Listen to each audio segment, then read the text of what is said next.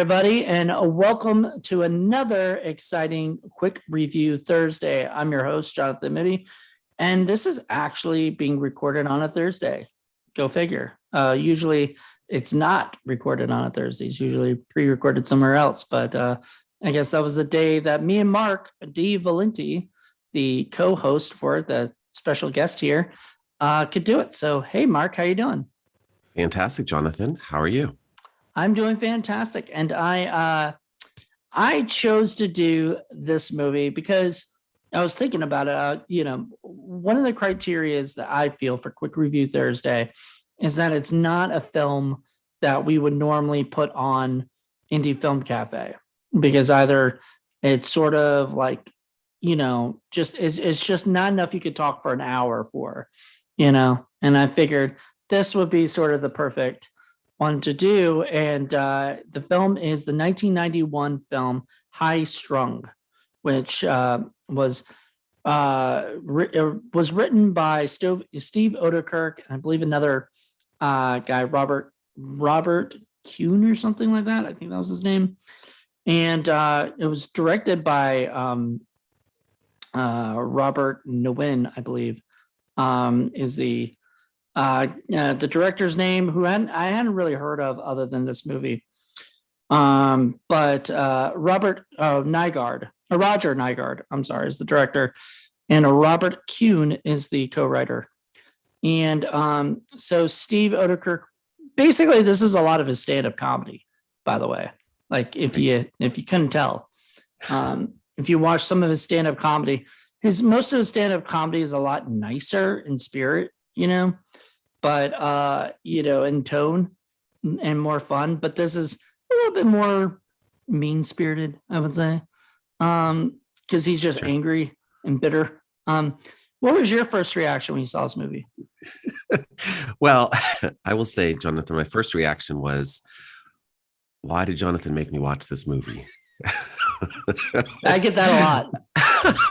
and I've been on obviously different of your shows, and every single one, including, the one with Gary Busey and including the one with Sid Haig and all the other ones, it was still like, okay, I'm watching this, I'm getting through it. I'm trying to figure out what are some themes I can pick up on. This is the first one that I really, really not only didn't like from what you've recommended, but maybe on my top 10 list of most all-time disliked movies.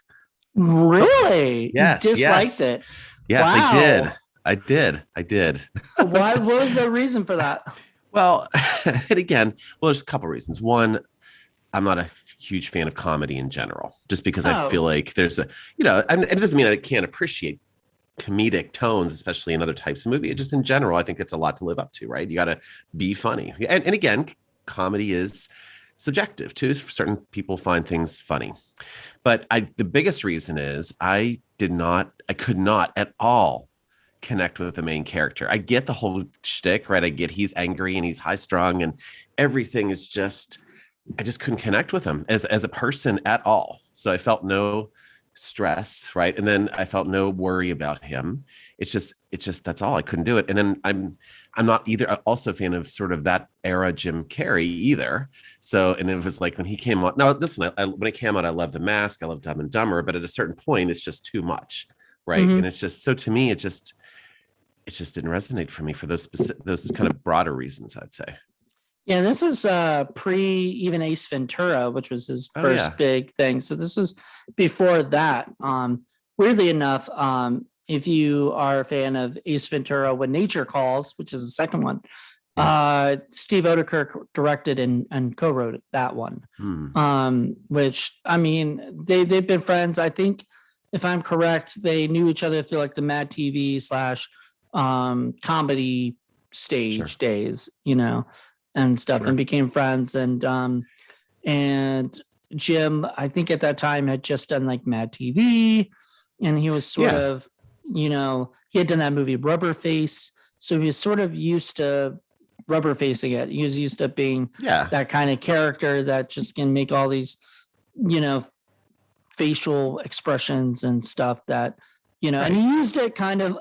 This is the first time I've ever seen like Jim Carrey play like sort of a scarier character, like one that was just always going or right. right. Trying to scare the main guy.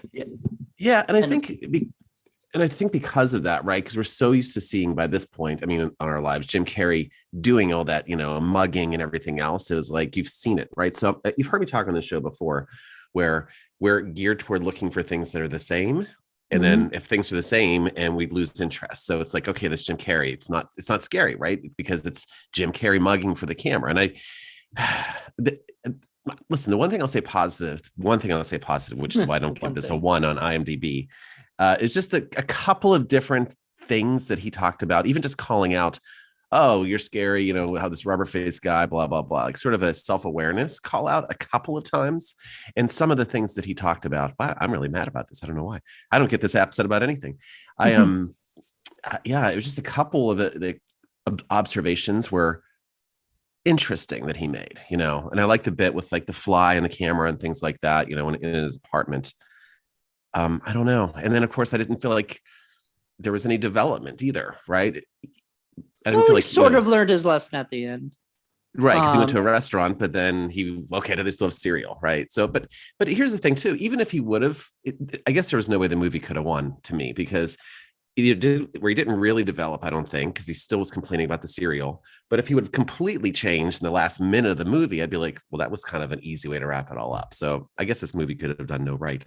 Yeah. I don't know why I'm so mad, Jonathan. I don't know. Well, I mean, unless they did they kind of showed Jim Carrey in the middle, like 8 o'clock was like the beginning of the third act.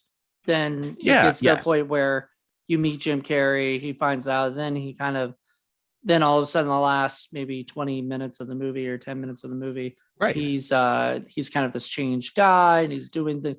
But I just don't think that's that kind of movie. I mean, I know it's not. It's really not. I mean, this movie was made for Steve Odekirk to do his shticks, his comedy and write these things, observations that he's noticed throughout time or whatever that bug him. It's a pet peeve movie. And, right. I get it. Like, I get you like hating it basically, which is, and that's fine. Don't like, I love that. In fact, the last quick review Thursday, I made Paul watch a movie that he absolutely hated. And it was fun. It was fun to watch him just go, oh my God, I hate this movie. And, and because he's tortured me a lot, gotcha, and everything. So in the past, so it's really fun to torture him, but maybe he's a little bit rubbing off on me because I kind of enjoy showing people movies. I like this movie.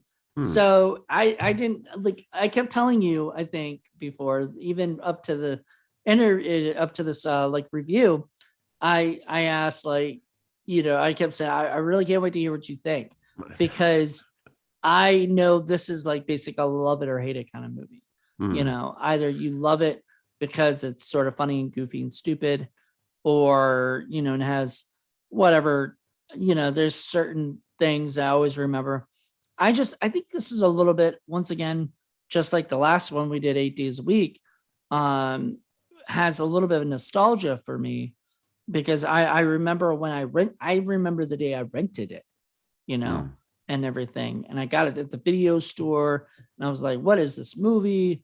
And I put the videotape in and I recorded the videotape to another videotape. So I had it forever and I could watch it whenever I wanted to. It was amazing. And I loved it. And then I rewatched it and I was like, I mean, to me, this still holds up to something I enjoy, I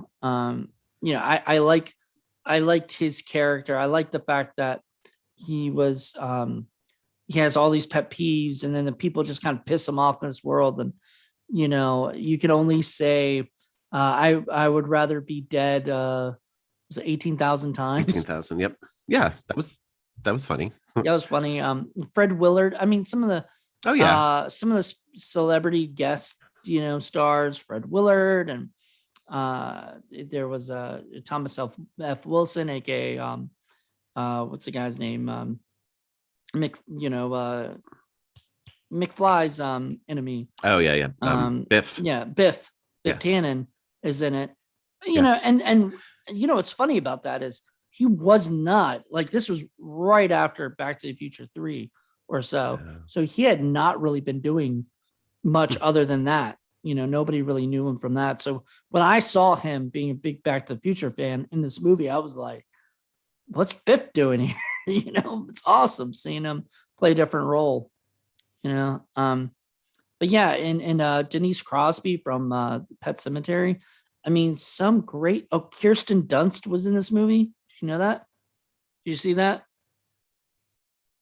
Oh, you're muted. Oh, you're muted, Mark. Okay, I'm good. Thank you. Okay, sorry about sorry. that. Yes. Actually, for some reason, I didn't pick up on that. I missed that somehow. She was the little girl who his little Oh, in the when he's yeah. No, I actually did not. I missed that.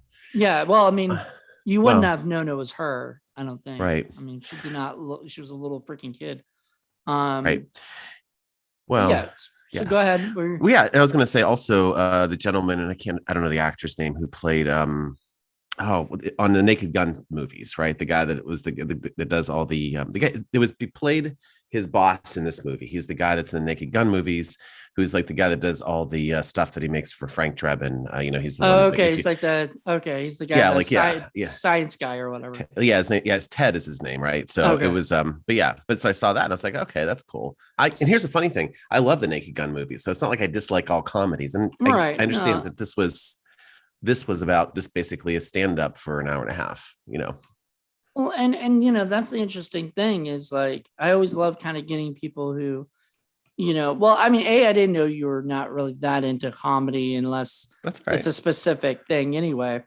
But like I've gotten Lydia to watch an indie film cafe movie and she hated it, and I remember her saying something about that once. Yeah, and she hates indie, like these indie film things. So we're not gonna make her watch, anymore. We got her to watch, the one that we did, and I was very happy, but we don't need to, bother her anymore about it, So, but so if you don't need any more, I'm not against it. I'm not against watching something else. I mean, the bottom line is you're never going to love everything. And I enjoy rating things anyway, which is why I put this in the top 10 list of all time disliked movies for me.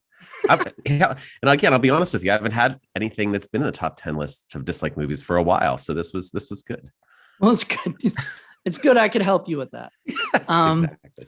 Well, and that's one of the things, like that's why I like watching like Ebert and Roper and, things like that or whatever, where Siskel and Ebert and stuff, where they're just two different people who have two different opinions on the stuff, because we're not all going to agree on everything.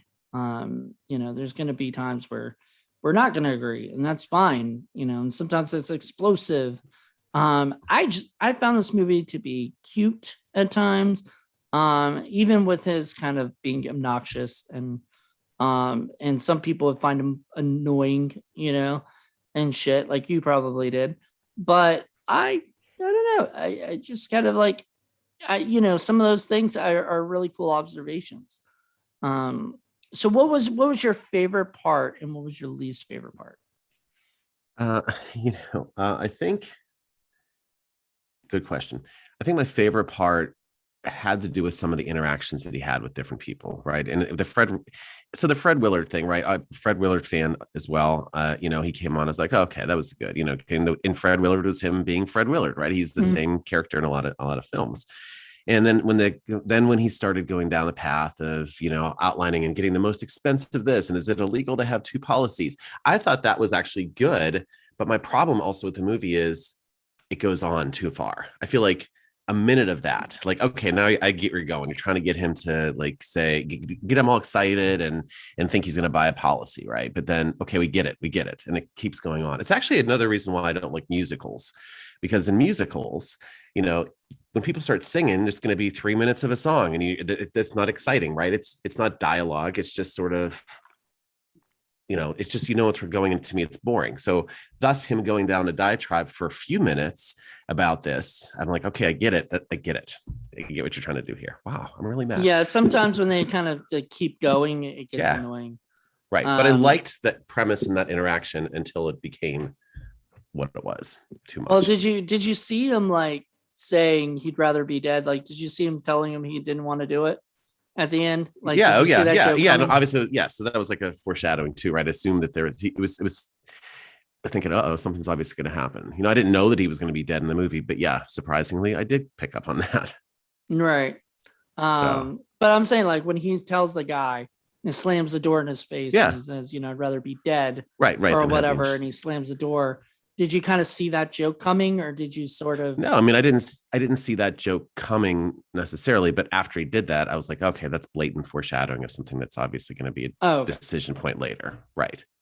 Yeah, definitely. So, So it was, what was your sort of favorite agree. part?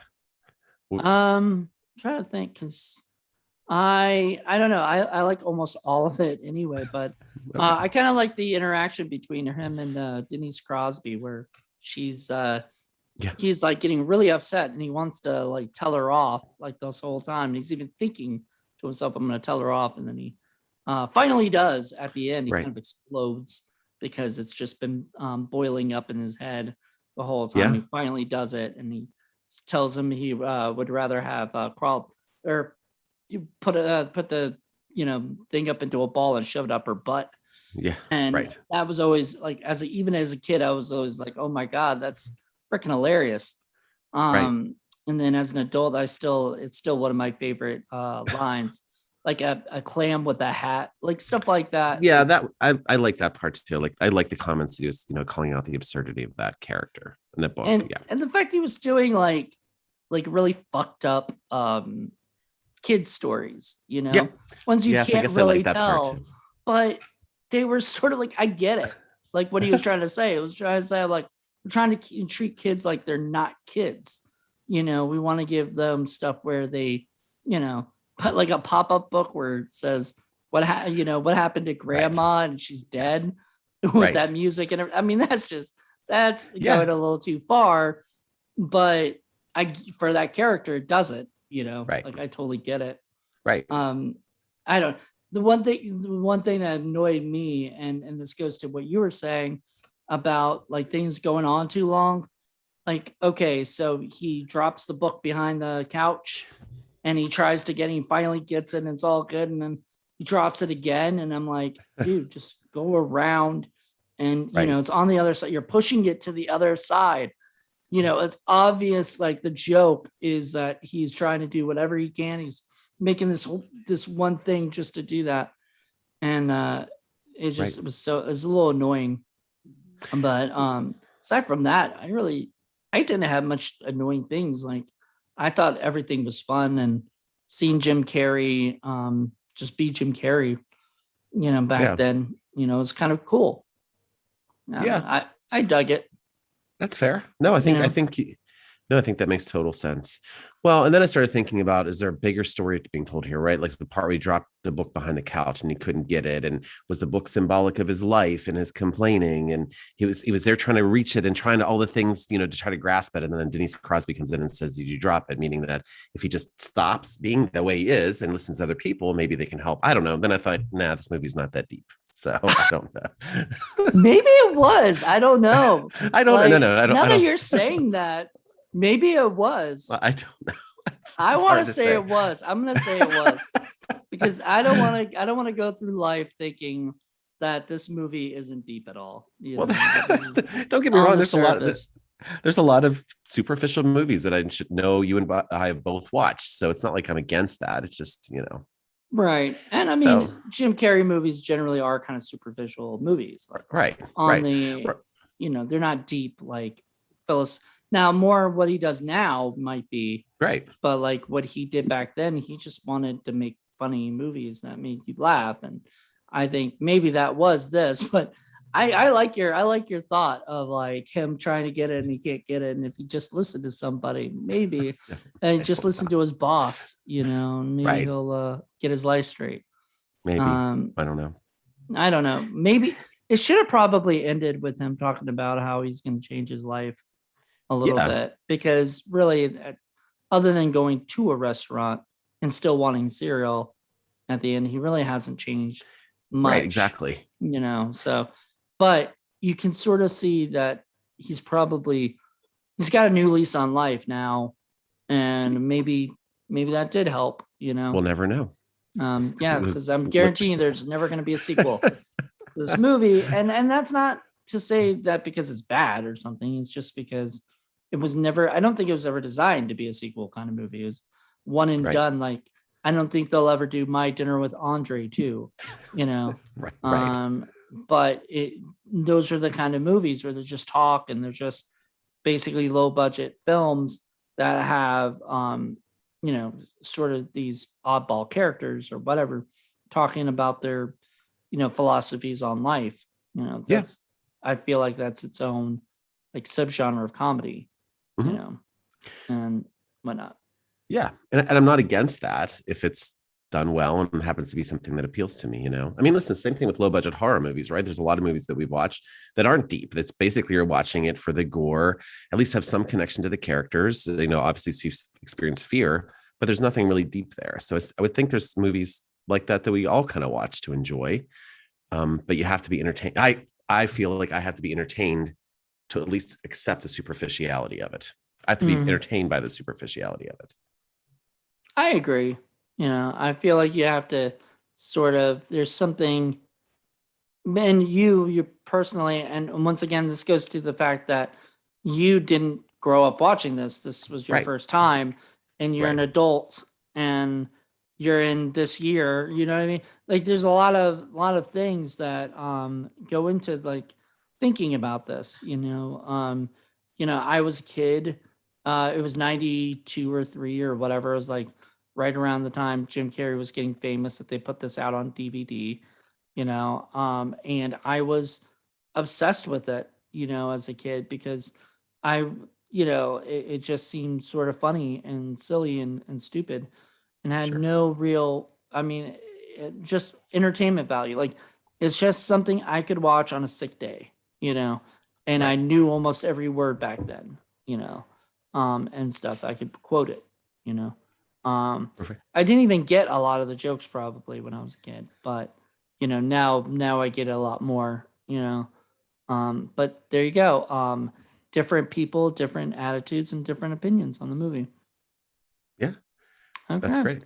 Well, thank you so much. I'm glad you got the chance to watch it. At least you can say you've seen it, and you can say it's now on the bottom 10 of your movies, like least favorite movies they've ever watched or whatever. Right. So there you go. There's something. Yeah. Something good came from something that obviously wasn't that good. To you. Once again, so I'm gonna let people know if you want to see it right now, your best bet is seeing it on VHS or on YouTube. You can there's a couple different versions on YouTube. That the one I sent you actually had like extra stuff or whatever, like the trailer, and made you feel like you're watching an old VHS tape, which I thought was kind of cool. It was. I agree with that. And that was actually the VHS tape. I mean, I didn't rip it, but somebody else ripped the exact VHS tape that I used to watch. So I remember all those little things. So that's great. If anyone wants to check it out, go to High Strung 1991 on YouTube and check it out. And everybody, join us next year. I think we'll be back in, I want to say March. So tune in, go to indiefilmcafe.reviews or sickflickproductions.com, or go to our Facebook and Instagrams and stuff like that and check us out and find out when we're going to be back. So, all right. Well, thank you so much for this. This is awesome. I really appreciate this. My pleasure. Thanks for inviting me. All right. Definitely. And stick around. I'll chat with you soon. Okay. And everybody else, have a good one. Bye.